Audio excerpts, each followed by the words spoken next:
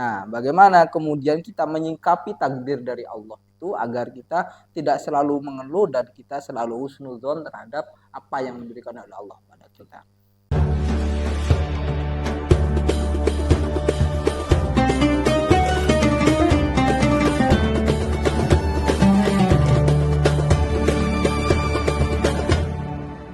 Assalamualaikum warahmatullahi wabarakatuh. Bismillahirrahmanirrahim. Alhamdulillahirabbil alamin. Wassalatu wassalamu ala asyrofil anbiya'i wal mursalin Sayyidina Muhammadin wa ala alihi washabihi ajma'in, amma ba'du. Para pemirsa podcast Tren An-Nur yang berbahagia, bertemu lagi dengan kami pada kegiatan dan tema yang selalu berbeda setiap kali tayangannya. Alhamdulillah, untuk kesempatan kali ini tema yang akan kami angkat adalah bagaimana kita menerima takdir dari Allah Subhanahu wa taala. Dan sebagai narasumber kami sudah bisa menghadirkan Ustadz Gufron Hadi. Assalamualaikum Ustadz. Waalaikumsalam.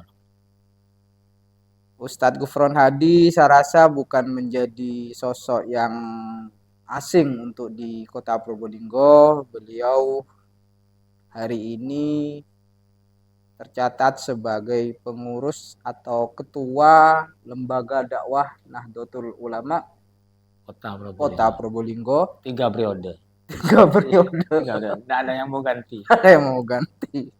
Kemudian juga komisi dakwah MUI Kota Probolinggo. Jadi memang Ustadz Gufron ini adalah selalu bergelut dengan dunia dakwah. Nah, untuk kali ini tema kita tentang yang lumayan agak berat ini. Agak dalam karena kita akan membahas dan membincang tentang takdir. Bagaimana kita menerima takdir yang diberikan oleh Allah kepada kita. Karena bagaimanapun juga bahwa salah satu rukun iman itu adalah percaya terhadap qada dan qadar dari Allah Subhanahu wa taala. Kenapa ini penting? Karena banyak masyarakat sekarang susah untuk menerima takdir yang ada. Mau takdir urusan ekonomi, takdir urusan politik, mungkin gara-gara nyalek Ya, sudah habis maunya banyak. takdirnya enak terus. Iya, maunya enak terus. Ya. Nah, bagaimana kemudian kita menyikapi takdir dari Allah itu agar kita tidak selalu mengeluh dan kita selalu husnudzon terhadap apa yang diberikan oleh Allah pada kita. Monggo Ustadz. Terima kasih ya Mas Munir. Assalamualaikum warahmatullahi wabarakatuh. Waalaikumsalam. Bismillahirrahmanirrahim. Alhamdulillahilladzi hadana li hada wa ma kunna linahtadiya laula an hadanallah. Asyhadu an la ilaha illallah wahdahu la syarikalah wa asyhadu anna sayyidina Muhammadan abduhu wa rasuluhu la nabiyya ba'dah. Allahumma shalli wa sallim ala sayyidina Muhammad wa ala ali sayyidina Muhammad. Amma ba'dah. Pemirsa, santri, alumni, simpatisan Pondok Pesantren An-Nur Bertaman Probolinggo, kaum muslimin muslimat, pecinta podcast Tren An-Nur yang selalu hadir di setiap bulan Ramadan, memberi pencerahan kepada masyarakat, tambahan-tambahan ilmu dan informasi terkait bagaimana kita menjalani kehidupan ini dengan baik. Padahal kita nanti bertemu dengan Sang Holik Allah Subhanahu wa taala dalam keadaan mardhatillah. Amin. Ini adalah misi utama Pondok Pesantren An-Nur Bertaman Probolinggo. Pemirsa sekalian, takdir itu adalah keputusan. Ya, takdir itu keputusan Allah, cuma sudah dalam bentuk action. Kalau keputusan yang dalam bentuk tulisan itu namanya qada. Qada itu catatan-catatan Allah terhadap seluruh makhluk. Bahkan debu yang melayang kemudian jatuh lagi itu semuanya tertulis. Dan itu terjadi pada zaman azali. Zaman di mana seluruh makhluk belum ada, tapi catatannya sudah ada. Sementara takdir itu adalah action Allah terhadap aplikasinya makhluk, dari yang sudah dituliskan di aplikasi daripada qada itu, Mm-mm. takdir. Sebagian orang mengatakan bukan takdir tapi qadarullah. Qadarullah. Nah, takdir ini adalah salah satu rukun iman yang wajib kita imani. Betul. Kecuali kelompok Syiah ya. Kelompok Syiah ini iman terhadap takdir itu tidak ada. Yang ada kan al-imamah, al-adalah itu. Tidak itu. Nah, takdir ini ada yang baik, ada yang buruk, tidak baik.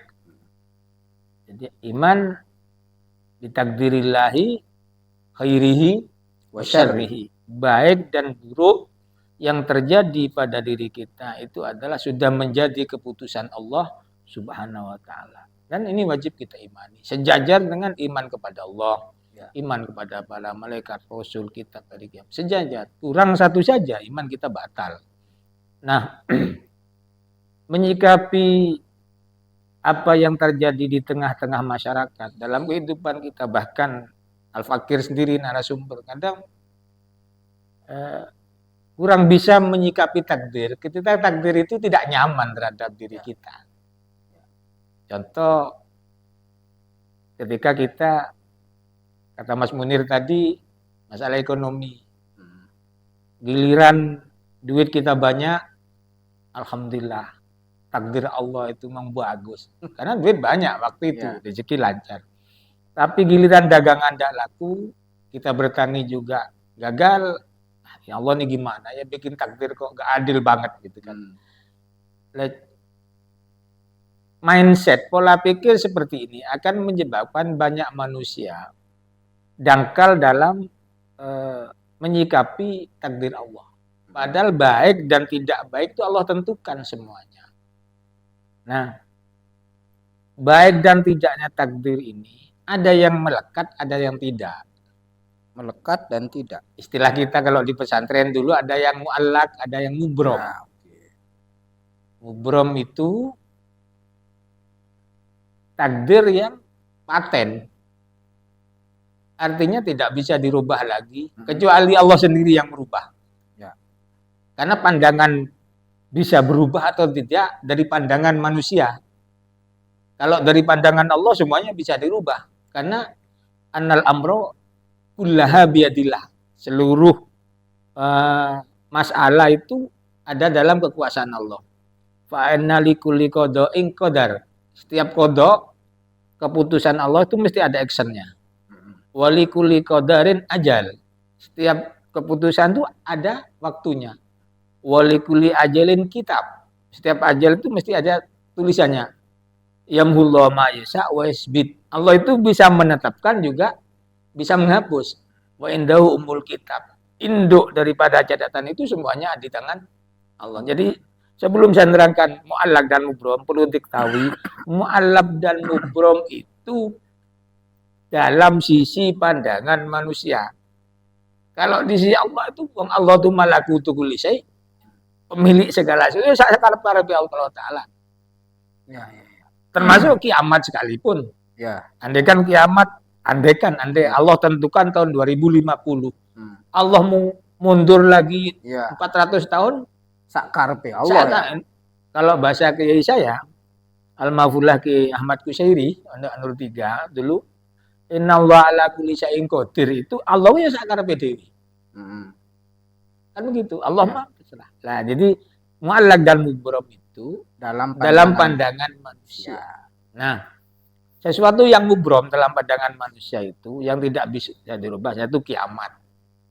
Ya. Ini tidak bisa dirubah. Cuma sampai ini kan rahasia. Nomor 2, jenis kelamin contohnya ya. Jenis kelamin. Yang ketiga, ya jam kematian, tempat kita mati, ya. Kalau kapan kita mati, umur berapa, itu saya cerita-cerita juga banyak kan. Sampai ada doa panjang umur. Kalau rajin silaturahmi, panjang umur, ya gitu.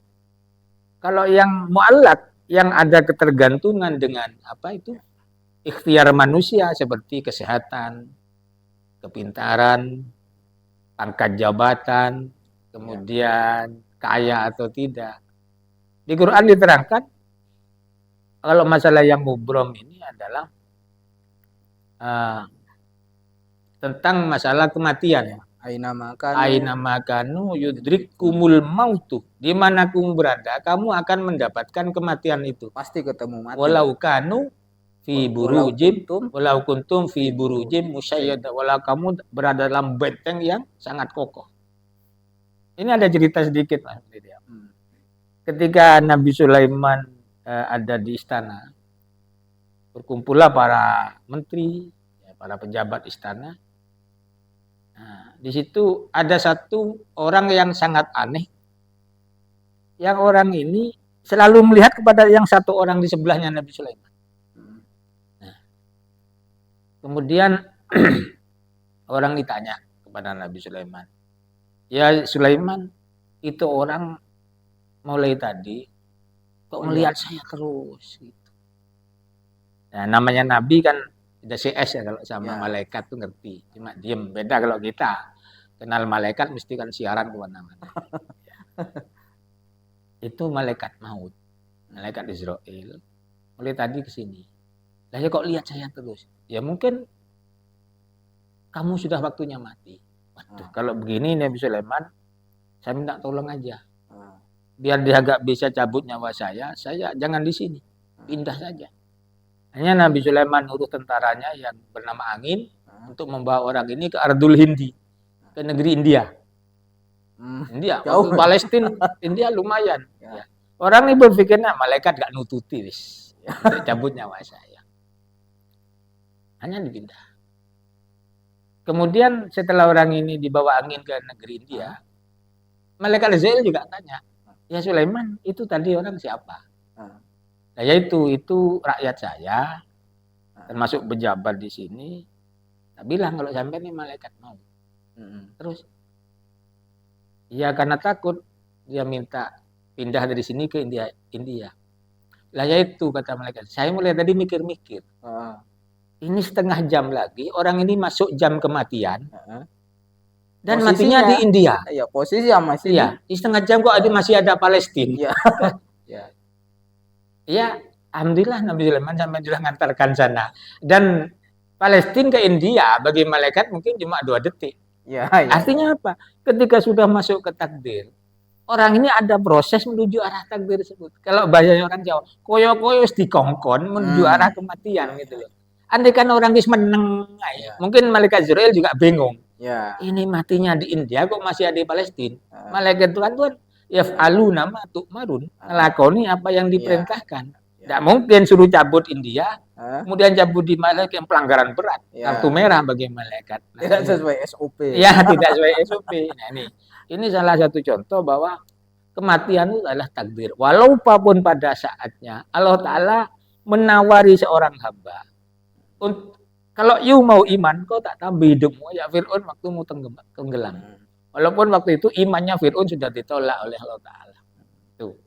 Ini masalah yang mubro. Yang mu'allak ya banyaklah. Masalah kesehatan, masalah kekayaan. Semua bisa diikhtiari supaya nasib kita berubah. Allah berfirman, "Innallaha la yughayyiru ma biqaumin hatta yughayyiru ma bi anfusihim." Allah tidak akan merubah nasib sebuah kaum kecuali kaum itu melakukan upaya, usaha agar nasibnya berubah.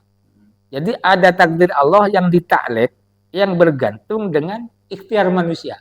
Bukan Allah bisa didikte oleh usaha manusia, bukan. Tapi Allah memang sudah bikin desain begitu. Artinya apa? Biar manusia ini yang hidup di dunia, hidup di alam syariat, ikhtiar itu hukumnya wajib. Perkara kamu nanti dapat atau tidak dengan ikhtiar kamu itu kan urusan saya sebagai Tuhan. Sakarep-karepku otoritas kata Allah. Ya. Jadi ja'alallahu sulal muradat mutawakkifan. Ada yang bilang mutawakkifan ala jasmil iradat. Allah menjadikan orang itu berhasil dengan tujuan-tujuannya kalau dia kuat kemampuannya. Ini logika umum. Cuma dalam kitab Al-Hikam, Imam Ibnu Athaillah Sakandari bilang, "Sawabikul himam la tahriku aswarul aqdar." kemauan yang kuat tidak bisa menembus benteng apa takdirnya Allah Ta'ala. Jadi di sini jelas otoritas Allah jelas. Allah memberi manusia supaya berikhtiar sepenuhnya. Cuma jangan karena ikhtiar sudah kuat merasa dia berhasil. Aku pangeranmu, apa jare ya? Aku. Begitu. Jadi Allah jadikan keberhasilan manusia tergantung pada ikhtiarnya. Maka ada istilah rajin pangkal pandai. Ya, hemat pangkal kaya. Pokoknya yang pangkal-pangkal gitu ya. Boros pangkal miskin kan gitu ya. Ya gitu. Tapi apakah lantas setiap orang boros itu terus miskin? Gak ada orang paling boros kayak Nabi Ibrahim. Nabi Ibrahim kalau makan mesti nyari tetangga. Kalau tidak ada tetangga gak makan. Orang paling boros. Itu tidak sesuai dengan konsep ekonomi. Nabi Muhammad SAW itu pernah dapat rampasan perang sebanyak 2 gunung kambing. Itu diminta orang-orang kafir dikasihkan semua. Nabi tidak merasa miskin. Ya, jadi apa ya?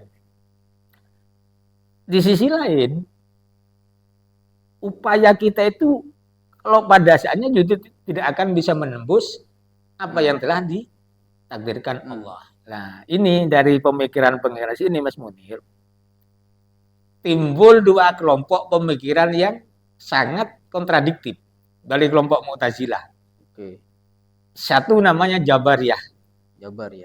Kelompok Al-Majburin, yaitu bahwa manusia itu tidak punya kuasa apa-apa. Manusia itu tertekan, fatalis ya. Ya, fatalis. Jadi hidup kayak wayang gitu diatur dalam. Wis. Hanya ya pemikiran seperti ini akan menjatuhkan manusia kepada putus asa. Kemalasan, kemunduran, ya fatal lah. Ada yang satu sebaliknya kelompok Qadariyah, bahwa manusia itu oleh Allah diberi kebebasan berbuat apa saja. Allah gak melok-melok seperti kontak gawe karep-karepmu. Hanya cabangnya pemikiran ini, manusia itu yang penting iman kepada Allah Ta'ala. Walaupun melakukan dosa besar, tidak ada masalah. Kan sudah dikasih kebebasan. Ini fatalnya di situ. Hanya kelompok ini juga suka mengalirkan darahnya orang yang tidak sepaham dengan dia. Pecahan Mu'tazilah salah satunya ada Qadariyah, ada Jabariyah.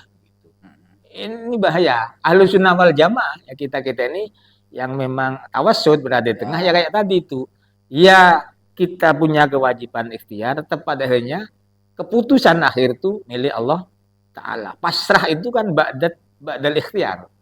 Tawakal itu ba'dal ikhtiar. Kita pasrah setelah kita ikhtiar. Jangan belum sudah pasrah.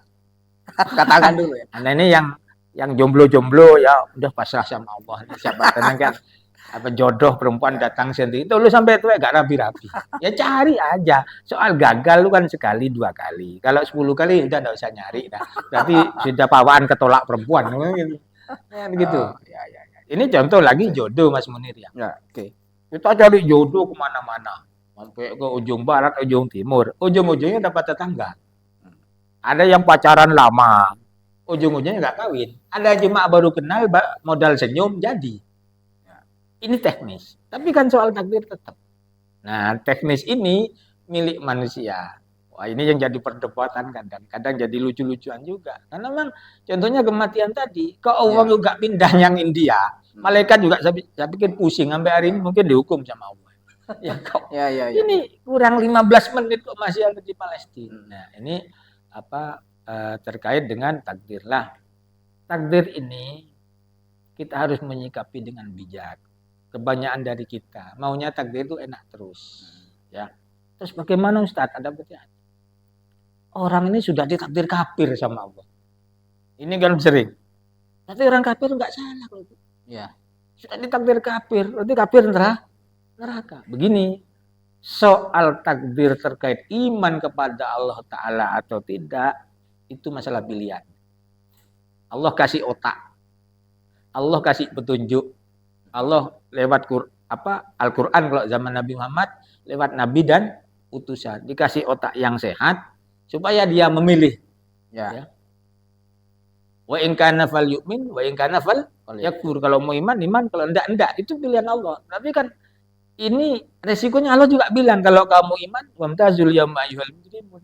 Kalau kamu takwa beriman uiddat lil muttaqin surganya Allah kan begitu. Ini sering terjadi. Berarti orang kafir-kafir di Eropa, orang komunis di Korea Utara itu ditakdir sama Allah. Berarti mereka juga ada salah. Enggak begitu kalau masalah ini. Beda.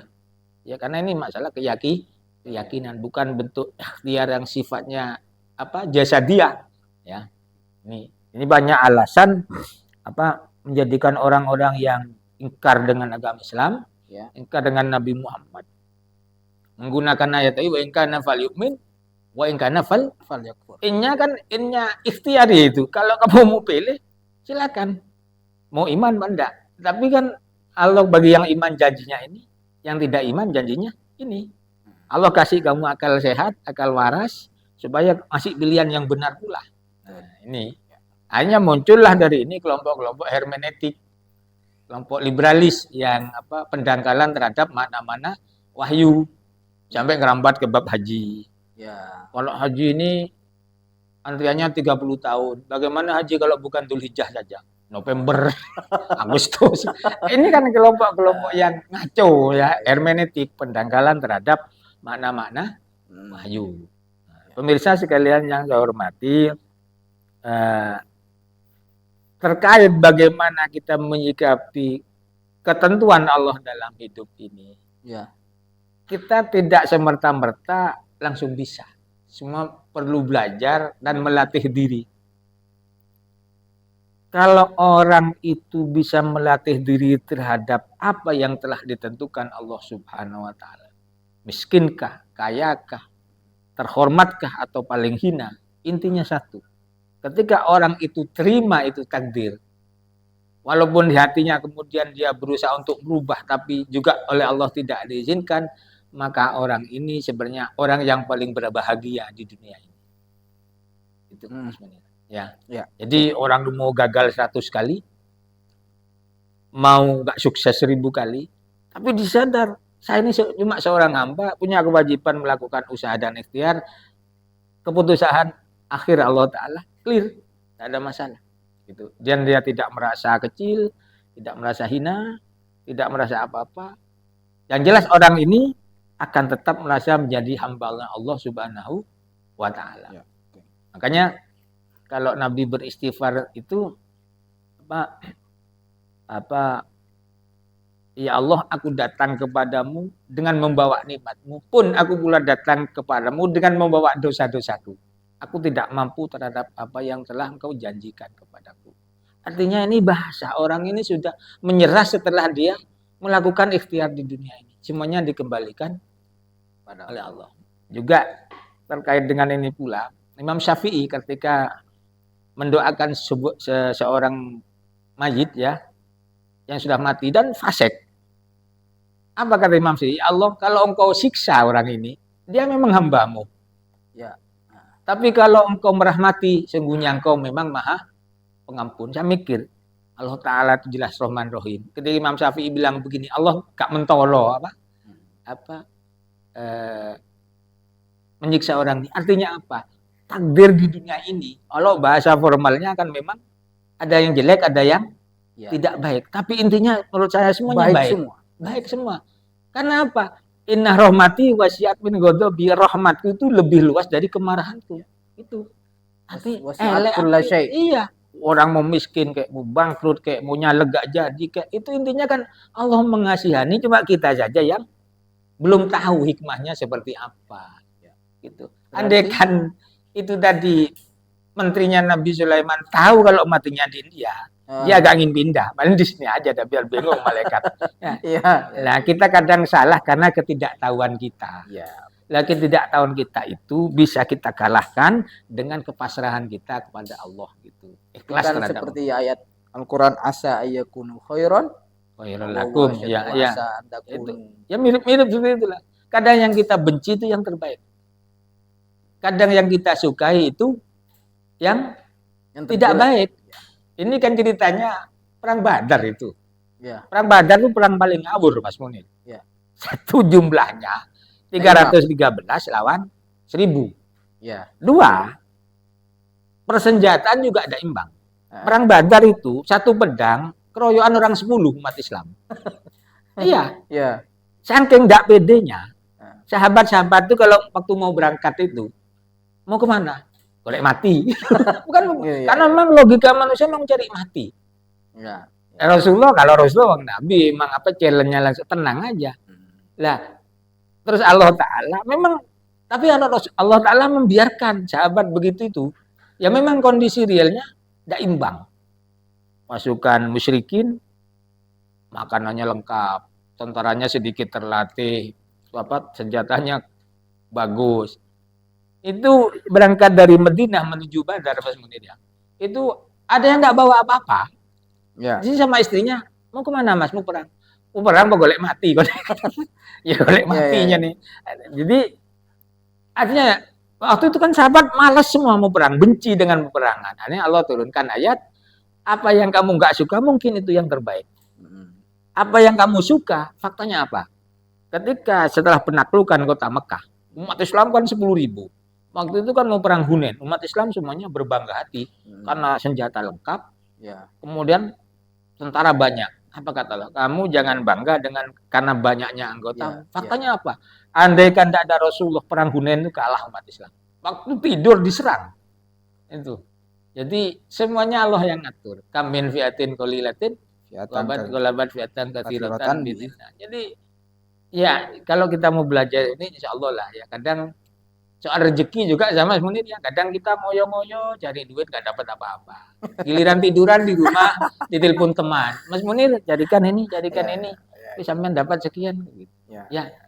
Saya sering merasakan seperti itu karena memang enggak punya kerjaan. Banyak pasrahnya. Pasrah dimarahi istri, kadang pasrah dimarahi ini itu. Ya kadang pasrah dimarahi PLN, telan bayar listrik. Ya. Baik. Berarti ada kaitannya dengan kepasaran itu dengan qanaah itu, Ustaz? Ya. Qanaah itu sifatnya yang enggak jauh-jauh amat lah dengan ya pasrah itu ya qanaah itu, tawakal itu mirip-mirip lah. Cuma qanaah itu kan sekarang lebih identik dengan urusan ekonomi. Yang disuruh qanaah itu rata-rata kalau balik istri kayaknya. Ya. Jadi wong wedok sing nerima. Ya, karena membaliknya laki-laki. Ya, perempuan jadi sasaran. Karena kalau perempuan pada nerima, yang enak bapak-bapak. Kok gitu, Ustaz? Jam kerja tidur. Kasih 10.000 nerima, 20 nerima, pelayanan minta 100%. Ya saya pikir ya salah juga kalau begitu. Nerima itu bagi perempuan ya harus nerima dengan kekurangan laki-laki, laki-laki juga nerima dengan kekurangan perempuan. Si laki-laki walaupun menyuruh istrinya nerima, tapi tetap harus berikhtiar, ya. Agar nerimonya itu nerima nggak terpaksa. Iya. 10.000 aku nerima tadi bojone sampean, bonjone blonjone sak bulan 10 juta. Makai sapaan nerima. Ya, jadi kalau nerima sebulan cuma 1 juta. Oh, ini nerima beneran. Ya, artinya jangan salah pasang lah qanaah dan tawakal dan takdir itu. Ya. Takut kayak tadi kelompok fatalis tadi itu ya. Jadi bumi ini enggak maju-maju nanti dunia ini. Enggak maju-maju. Kalau yang enggak nerima Mas Munir, manusia dianggap punya kemampuan tanpa kontrolnya Allah Ta'ala. Seperti kelompok-kelompok kaum komunis. Saya dengar kemarin mereka mau bikin matahari tandingan. Ya, negara komunis. Terus bikin pesawat ingin mencari Tuhan di ruang angkasa. Padahal Tuhan itu enggak ada di ruang angkasa. Terus berusaha bagaimana laki-laki bisa hamil. Ya. Terus kemarin itu program cloning ya. Cloning. Ya. Ini kan kelompok orang yang memaksakan diri dengan ilmu pengetahuan dan akalnya, tidak percaya bahwa di atas akalnya itu ada kekuatan Allah Subhanahu wa Ta'ala. Nah, mereka juga lupa bahwa dunia ini ada yang harus diukur dengan iman, ada yang harus diukur dengan logika. Isra Mi'raj. Nggak bisa diukur dengan, artinya tidak semuanya bisa dilogikakan loh. Semuanya ada cara mengukurnya. Sampai botak kalau Isra Mi'raj diukur dengan logika enggak mampu. Hanya ngawur. Ada yang bilang Nabi cuma ruhnya saja. Ada yang bilang Nabi cuma bohong. Dan lain sebagainya. Karena termasuk kita pernah ngaji di Rawil Bayan dulu. Nah, Nabi Musa waktu ngelempar tongkat di hadapan Fir'aun, itu kelompok Murji'ah Mu'tazilah bilang itu kan sihir. Itu besi atau karet yang dipanaskan, lama-lama kan bisa jalan. Walaupun bisa jalan, tidak nyampe 1 menit. Karena memaksakan otaknya melawan kekuasaan Allah Subhanahu wa taala yang bernama mukjizat ketika diberikan kepada para nabi. Bayangkan Nabi Muhammad pernah mecah bulan. Ya, waktu berapa dimintai Abu Jahal untuk sama raja dari mana? Dari Syam yang bernama Habib, ya, Habib bin Malik itu untuk memecah bulan. Loginya mana bulan bisa turun, dipecah, kemudian masukin saku. Nah, di sinilah bahwa Allah itu Maha Kuasa. Malakutu kulli syai'. Pemilik segala sesuatu. Biyadihi. Malakutu kulli syai' wa ilaihi turja'un. Ini harus kita ingat-ingat. Tuh. Baik. Terima kasih Ustadz. Sudah banyak ilmu yang diberikan kepada kita. Intinya bahwa ada satu hal yang sangat menarik bagi saya. Tadi ada kalimat bahwa sebenarnya tidak ada takdir yang buruk. Semuanya adalah baik. Nah, perkara nanti persoalan bahwa seperti tadi takdir yang sifatnya mu'allaq itu ketika kita berusaha semaksimal mungkin, nanti yang menentukan adalah Allah Subhanahu wa taala. Apa yang bagi kita seakan-akan buruk, padahal sebenarnya kita tidak tahu bahwa itu yang terbaik untuk kita. Nah, itulah pemirsa yang bisa kita sampaikan pada kesempatan kali ini. Pada intinya bahwa kita apapun yang diberikan oleh Allah itulah yang terbaik untuk kita. Sikap seperti itu akan meminimalisir tentang keluhan kita menghadapi kehidupan. Nah, dengan begitu sebenarnya kita menghadapi hidup sebenarnya nyantai saja, gak perlu ruwet gitu ya. Apapunnya kalau semuanya sudah menjadi takdir Allah, ya sudah. Allah bisa clear ya, orang Arab semacam-macam sudah. Intinya itu yang bisa kita sampaikan. Terima kasih atas kehadirannya Ustadz Ghufron Hadi pada kesempatan kali ini. Baik pemirsa, saya akhiri, kurang lebihnya wallahul muwaffiq ila aqwamit thoriq. Wassalamualaikum warahmatullahi wabarakatuh. Waalaikumsalam warahmatullahi wabarakatuh.